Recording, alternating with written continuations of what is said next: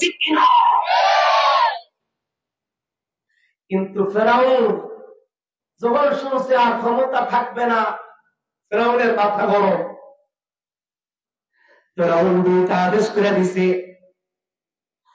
ফেরাউন ডাক দেয়া কয়, দুইটা নিয়ম কর। এক নম্বর আদেশ, বনী ইসরাইলের মধ্যে স্বামী স্ত্রী একসাথে থাকতে পারবে না। স্বামী থাকবে আলাদা, স্ত্রীও থাকবে আলাদা। স্বামী এবং স্ত্রী এক সপ্তাহ, এক মাস, 2 মাস নয়, প্রায় 2 বছর পর্যন্ত এই বনী ইসরাইলের মধ্যে স্বামী এবং স্ত্রী একসাথে থাকতে পারবে না। 2 নম্বর নিয়ম করা হয়েছে, আইন করা হয়েছে, বনী ইসরাইলের মধ্যে যত পুত্র সন্তান আছে, ছেলে সন্তান আছে, সবগুলাকে জবাই করে দাও। এবার বনী ইসরাইলের মধ্যে স্বামী থাকে আলাদা, স্ত্রী থাকে আলাদা। স্বামী এবং স্ত্রী আলাদা, ওই থেকে শূন্য পাখির দল বনী ইসরাইলের মধ্যে। প্রত্যেকটা ফ্যামিলির মধ্যে যে সমস্ত ফ্যামিলির মধ্যে পুত্র সন্তান আছে, তাদেরকে হত্যা করে দেয়, তাদেরকে আঘাত করতে শুরু করে। বনী ইসরাইলের মধ্যে রক্তের বন্যা বয়, রক্তের বন্যা বইতেছে, শুধু রক্ত আর রক্ত। এমন সময় আল্লাহ পাক রব্বুল আলামিন ডাক দিয়া বলেন, ওয়াহাইনা ইলা উম্মি মূসা আন আরদিহি ফাইযা খিফতি আলাইহি ফাআলকিহি ফিল ইয়াম্মি ওয়ালা তাখাফি ওয়ালা তাহসানি ইন্না রাদুহু ইলাইকি ওয়া জাইলুহু মিনাল মুরসালিন। আওয়াজ করে বলেন আল্লাহু আকবার। ওই সময় আল্লাহ পাক রব্বুল আলামিন হযরত মূসা পয়গম্বরকে বনী ইসরাইলের মধ্যে দান করলেন। এমন সময় বনী ইসরাইলের মধ্যে 44 ধারা চলে। হযরত মূসা পয়গম্বরের মা টেনশনের মধ্যে পড়ে গেলেন, হায় হায়, আমার এই সন্তান নিয়ে আমি কোথায় যাব, কার কাছে যাব? ফেরাউনের সৈন্যবাহিনী যদি জানতে পারে আমার সন্তানকে তো হত্যা করে দিবে, আমার সন্তানকে তো জবাই করে দিবে, আমার সন্তানকে আর জীবিত রাখবে না। টেনশন করি, পেরেশান করি। আল্লাহ পাক রব্বুল আলামিন আয়াত নাযিল করে দেয়, ওয়াহাইনা ইলা উম্মি মূসা আন আরদিহি। ও পয়গম্বর মূসার মা, টেনশনের কোনো কারণ নাই, চিন্তার কোনো কারণ নাই। তোমার সন্তানটাকে তুমি দুধপান করাইতে থাকো, দুধপান করাইতে থাকো। যদি ফেরাউনের ভয় হয়, ফেরাউনের সৈন্য বাহিনীর ভয় হয়, একটা কাজ করবা, সুন্দর একটা বাক্স বানাইবা। বাক্সটা বানাইয়া এবার সুন্দর করে বাক্সটা নদীর মধ্যে বাসায়া দাও। আমি আল্লাহ ইন্না রাদুহু ইলাইকি ওয়া জাইলুহু মিনাল মুরসালিন।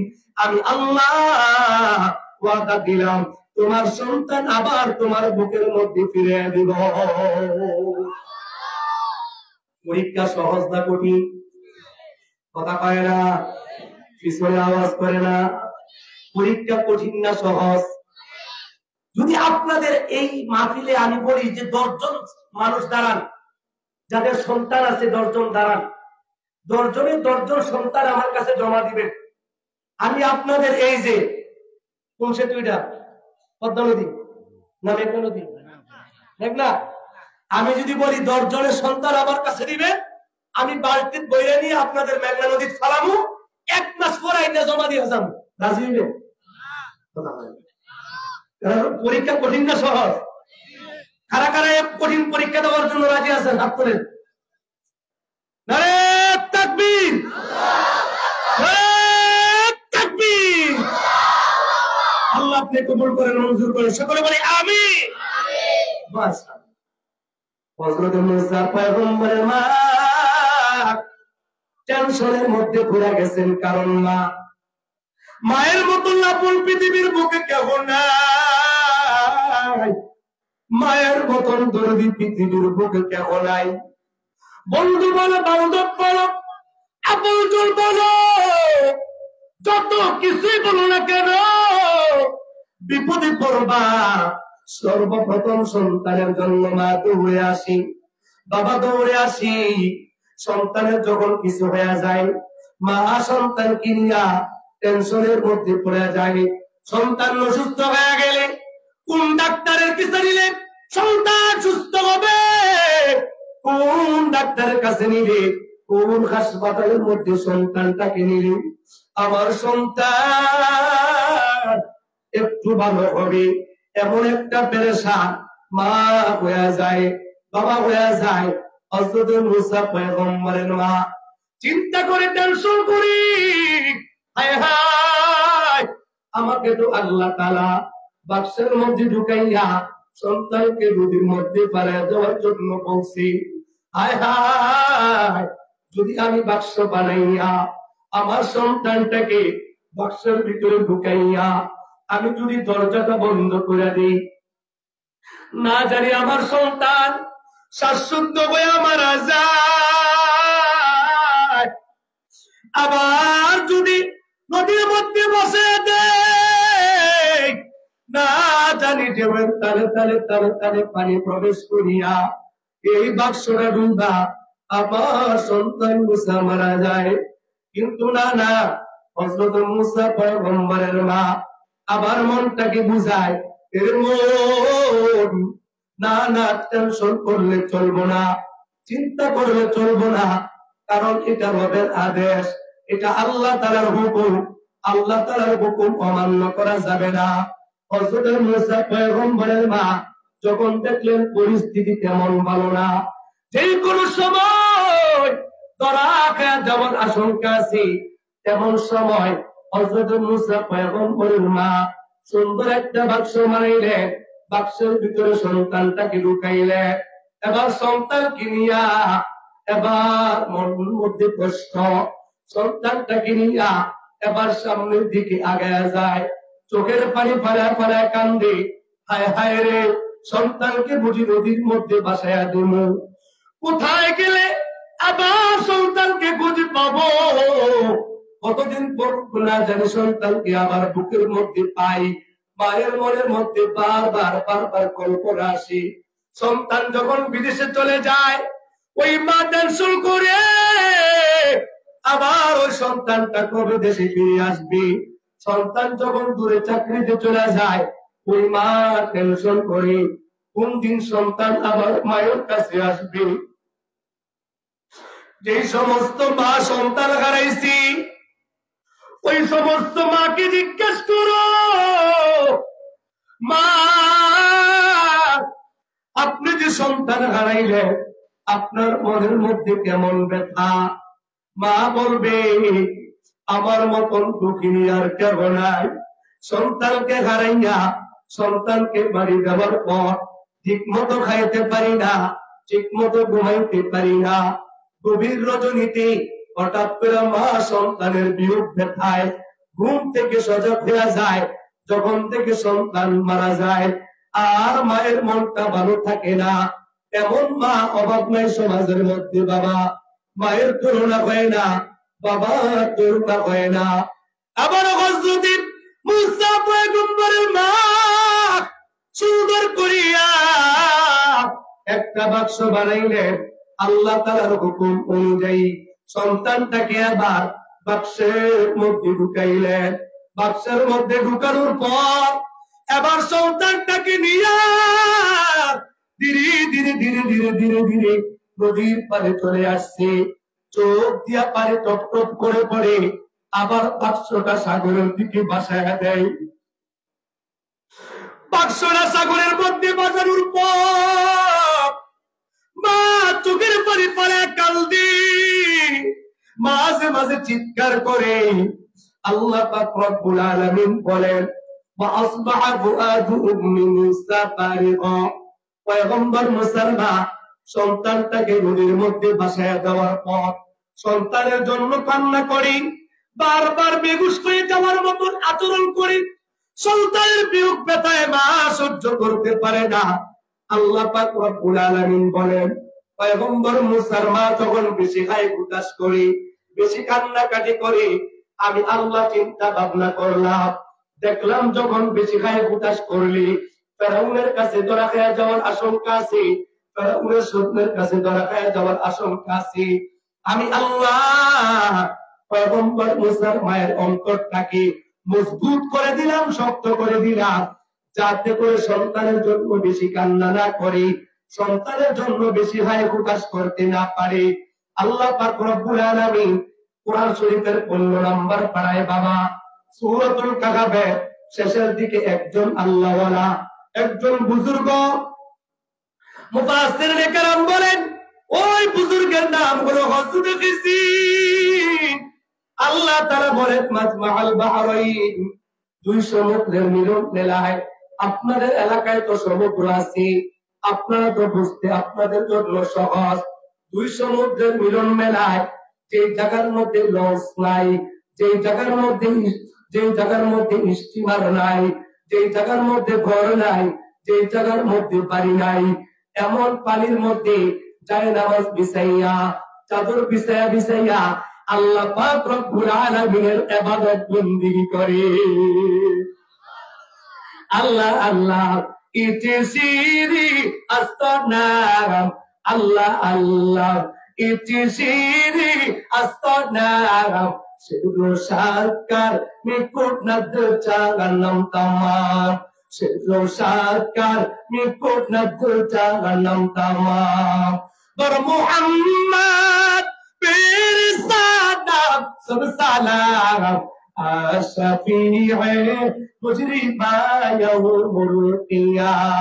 আওয়াজ করে বলেন আল্লাহু আকবার।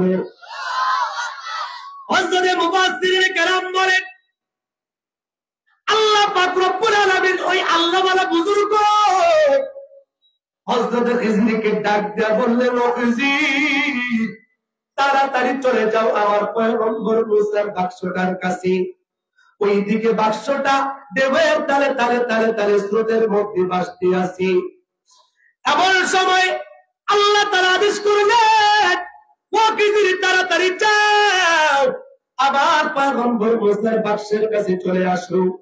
বাক্সের নিচে তোমার দুইটা হাত বিছায়া দিয়া দেবের তালে তালে তালে তালে ফেরাউনের বাড়ি পর্যন্ত পৌঁছায়া দিবা। চিল্লায়া বলি সুবহানাল্লাহ। আল্লাহ আমার রব, এই রবি আমার সব। আল্লাহ আমার রব, এই রবি আমার সব। দমে দমে তনু মনে তারি অনুভব, দমে দমে তনু মনে তারি অনুভব। আল্লাহ আমার রব, এই রবি আমার সব। তোমার দুনিয়াতে আমি যেদিকে তাকাই অথই নিয়ামতি ডুবে আছি সবাই। পাক পাকালির গানে তাসবিহ কদর। আল্লাহ আমার রব, এই রবি আমার সব। আল্লাহ আমার রব, এই রবি আমার সব। দমে দমে তনু মনে তারি অনুভব, দমে দমে তনু মনে তারি অনুভব। আল্লাহ আমার রব, এই রবি আমার সব। আওয়াজ করে বলেন আল্লাহু আকবার। হযরত খিজির দৌড়ে আসছে, বাক্সের নিচে দুইটা হাত বাড়া দিচ্ছে। আবার দেবের তালে তালে তালে তালে ফেরাউনের বাড়ি পর্যন্ত চলে আসছে। যারা পরিমাণ বাক্সের কোনো ক্ষতি হয় নাই, যারা পরিমাণ বাক্সটার ভিতরে পানি ঢুকে নাই।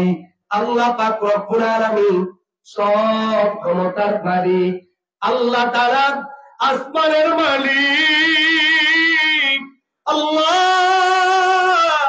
জমিনের মালিক, আল্লাহ তাআলা সব কিছুর মালিক। এবার আল্লাহ পাক রব্বুল আলামিন কোরআনের মধ্যে বলেন, ফাআলকাইতু আলাইকা মাহাব্বাতাম মিন্নি ওয়ালিতুসনা আলা আইনি। আমি আল্লাহ ফেরাউন এবং তার স্ত্রী অন্তরের মধ্যে পয়গম্বর মুসার প্রতি ভালোবাসা ঢেলে দিলাম। আর আওয়াজ করে বলেন সুবহানাল্লাহ।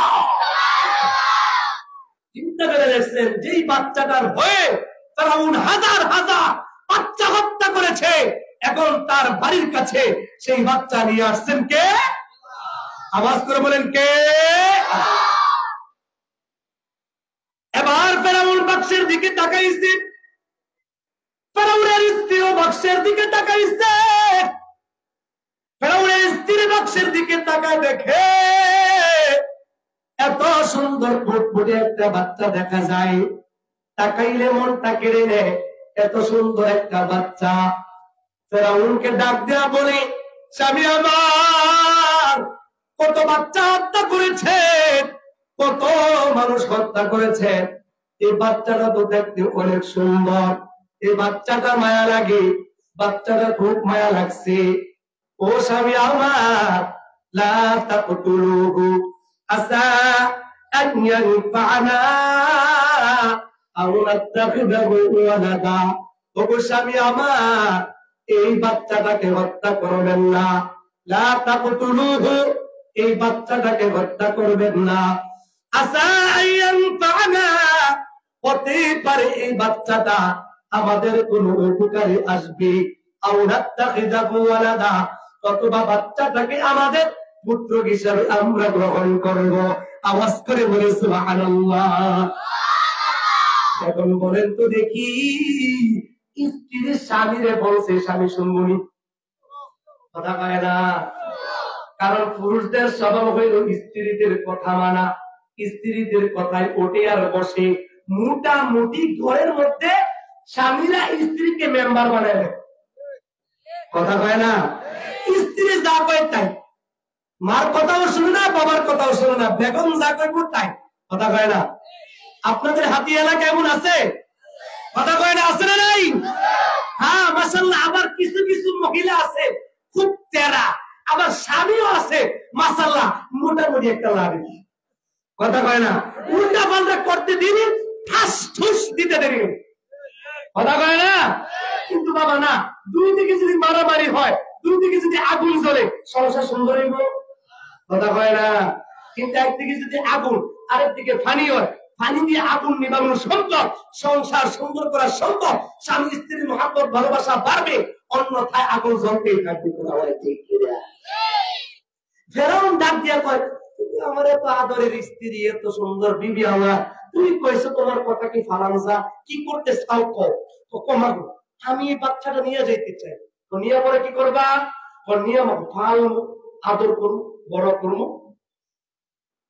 সুবহানাল্লাহ বলে। হ্যাঁ স্বামীকা কথা কয় না। স্ত্রী বলছি স্বামী তো ভালাইতে পারে না। তুমি কইছো কি করতে চাও? তোমার বলে বাসায় নিয়ে যাবো, বাসায় বাসায় রাজ দরবারে নিয়ে যাবো। সুবহানাল্লাহ, বাসায় নিয়ে যাবো। এবার ফেরাউনের স্ত্রী খুশি হয়ে গেছে, হযরত মুসা পয়গম্বরকে আবার নিছি নেওয়ার পর এবার সুন্দর করে বাসার মধ্যে নিয়ে গেছি। বাচ্চা মানুষের স্বভাব হইল কান্নাকাটি করা। বাচ্চারা কান্দে কি কান্দে না? কথা কয় না। রাত্রে 1টা 2টা বাজলে বাচ্চারা কান্দে কি কান্দে না? 1টা 2টা বাজে যখন কান্দে, পাশের বাবা ডাক দিয়া কয়, কি হয়েছে? স্ত্রী ডাক দিয়া কয়, তোমার ঘুম তুমি ঘুমাও। কথা কয় না। তো বাচ্চা আমি দেখতেছি। এক পর্যায়ে স্বামীর মেজাজ গরম হয়ে যায়, এখন পর্যন্ত কান্না থামে নাকি? মা ডাক দিয়া কয়, তোমার ঘুম তুমি ঘুমাও, আমি কান্না থামাইতেছি। যার নাম মায়াকা। যার নাম কি? মায়াকা। হ্যাঁ যুবক ভাইয়েরা, যে সমস্ত ভাইয়েরা বিবাহ করো নাই, তোমরা মনে করছো বিয়ার পরে বেশি করে ঘুমাইবা না? নো নো নো, এই কথা শুনো না, এই কথা শুনো না। যারা বিয়ে করো নাই, যা ঘুমের ঘুম ঘুমাই এলাও, বিয়ে করার পর ঘুমাইতে চাও, নো অর্ধেক ঘুম মাইনাস হয়ে যাবে। কথা কয় না।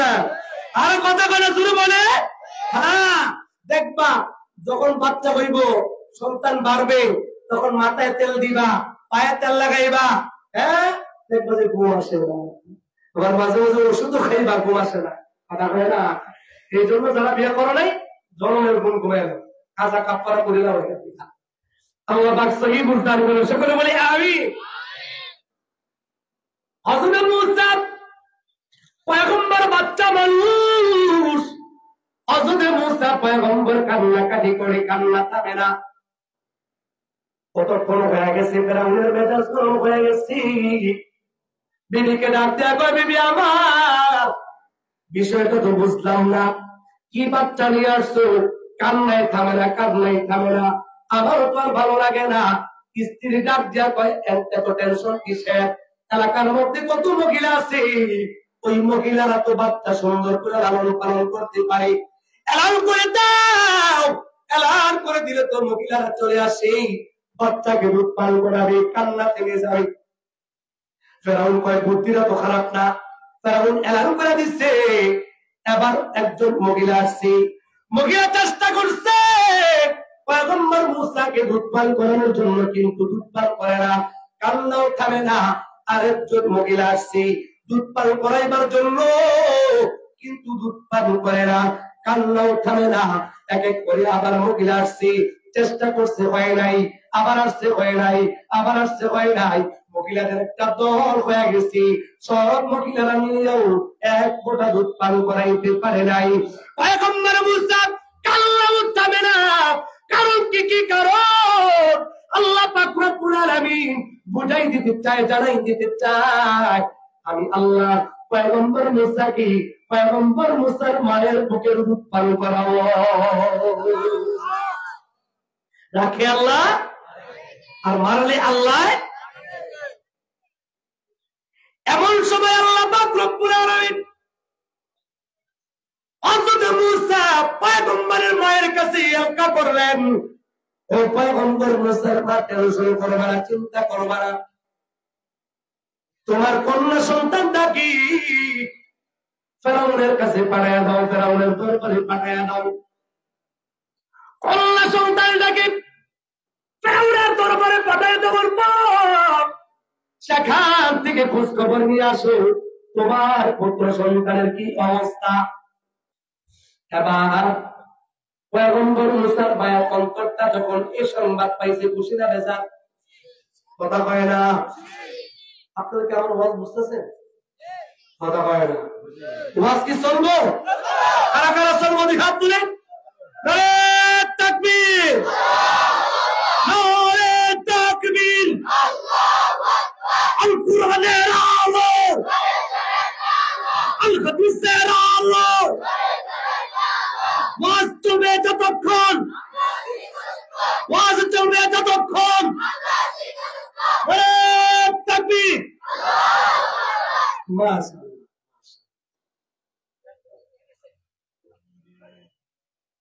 হযরত মূসা পয়গম্বরের মা খুশি হইয়া কন্যা সন্তানটাকে ডাক দিছে, মা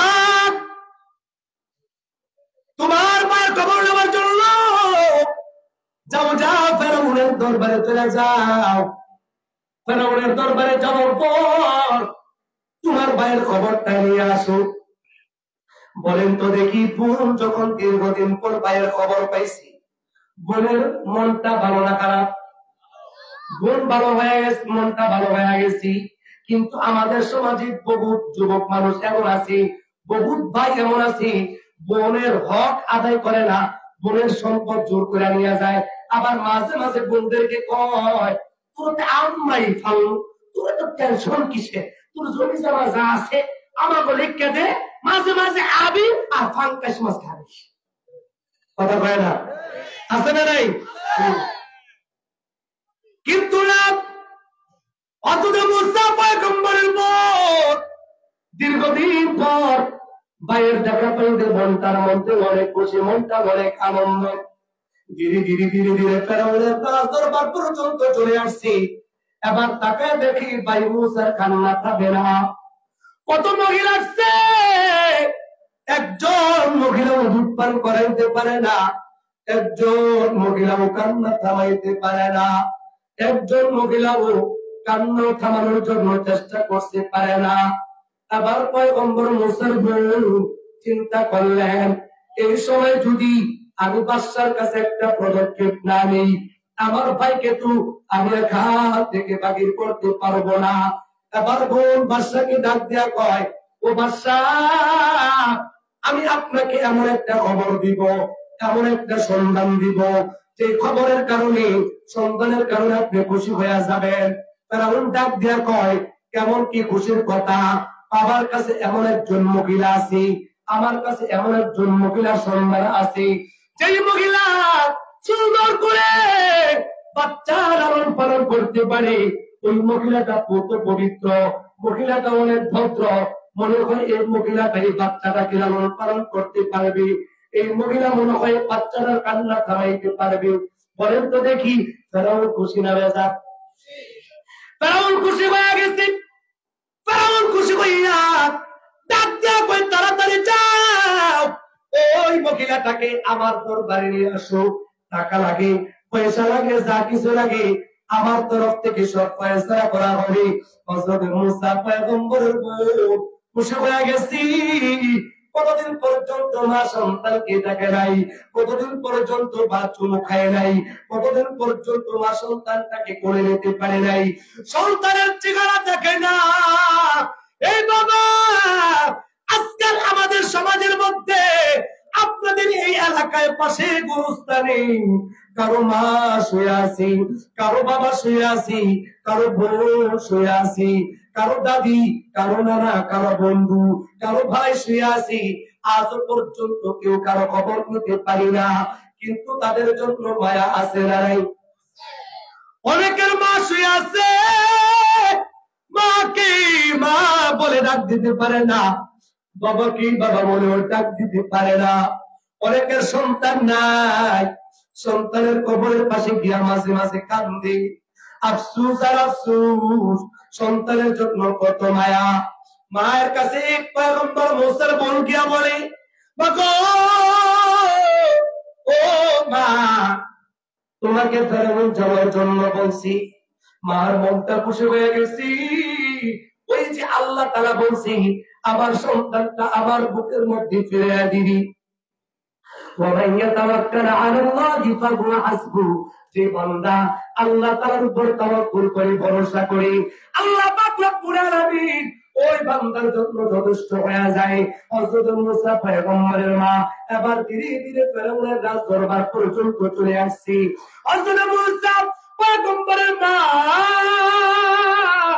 কতদিন হয়ে গেল সন্তানটাকে দুধ পান করাই নাই, সন্তানটাকে দুধ পান করাইতে পারি নাই, সন্তানটাকে নিজের বুকের মধ্যে ঘুম পাড়াইতে পারি নাই, সন্তানটাকে কান্না থামাইতে পারে নাই, সন্তানটাকে আদর্শ করতে পারে নাই, সন্তানটাকে চুমু খাইতে পারে নাই। মা যখন সন্তানের দিকে তাকাইছে, সন্তান পয়গম্বর মুসার দিকে তাকাইল। পয়গম্বর মুসা যখন নজরটা মায়ের চেহারার দিকে গেল, আর নজরটা সন্তানের দিকে গেল, পয়গম্বর মুসার কান্না অটোমেটিক বন্ধ হয়ে যায়। পয়গম্বর মুসা দুইটা হাত বাড়া দিচ্ছে, মাগো, কতদিন পর্যন্ত তোমার চেহারা আমি দেখি না, কতদিন পর্যন্ত বুকের দুধ খাই নাই, মাগো, তাড়াতাড়ি বুকের মধ্যে নাও, আমি তোমার বুকের মধ্যে ঘুমাবো, তোমার বুকের দুধ খাও। পয়গম্বর মুসা মায়ের কোলের মধ্যে চলে গেছি। যখনই মায়ের কোলের মধ্যে যায়, মায়ের কোলের মধ্যে যাওয়ার পর পয়গম্বর মুসার মা খুশিতে চোখ দিয়া টপ টপ করে পানি পড়ে, সাথে সাথে কান্না থেমে যায়। সন্তান মুসাকে দুধ পান করাইতে থাকে।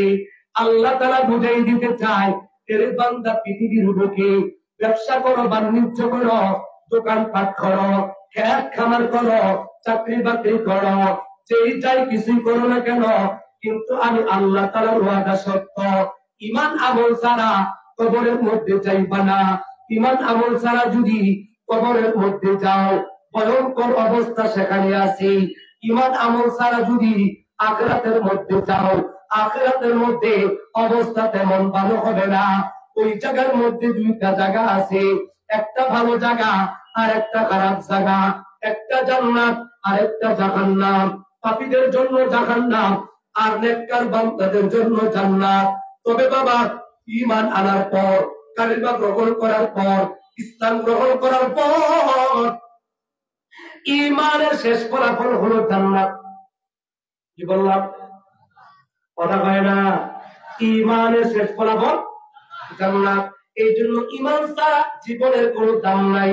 আপনি যতই সুন্দর হন, আপনি যতই বড় লোক হন, আপনি যত বড় ব্যবসায়িক হন, আপনি যতই মোটা তাজা হন, আপনি যতই নেতা হন, যতই এমপি হন, যতই মন্ত্রী হন, যতই দেশের মোড়ল হন, আপনার বাহাদুরি আল্লাহ তাআলার কাছে চলবে না। আল্লাহ তাআলার সামনে বাহাদুরি চলবে না। টাকার বাহাদুরি চলে না, রূপের বাহাদুরিও চলে না, ক্ষমতার বাহাদুরিও চলে না। ওই জায়গার মধ্যে বাবা আখিরাতের মধ্যে একটা ফুলসিরাত আছে। ওই ফুলসিরাতের মধ্যে সেইটা হলো সেতু বাবা। ফুলসিরাতের জাহান্নামের উপরে সেতু টুল প্লাজা থাকবে। ওই জায়গার মধ্যে ঈমান আমল যার যত বেশি সুন্দর হবে, আমল যত সুন্দর হবে, তত বেশি তাড়াতাড়ি ফুলসিরাত পার হইতে পারবে। আমল ছাড়া ওই জায়গার মধ্যে পার হওয়া যাবে না, ঈমান ছাড়া পার হওয়া যাবে না। এই জন্য আখিরাতের মধ্যে ঈমান দরকার, আমল দরকার। ঈমান আনার পর আমল দিয়া ঈমানটা সুন্দর করার দরকার। ঈমানের শেষ ফলাফল হলো জান্নাত। কথা হয় না? ঈমানের শেষ ফলাফল জান্নাত।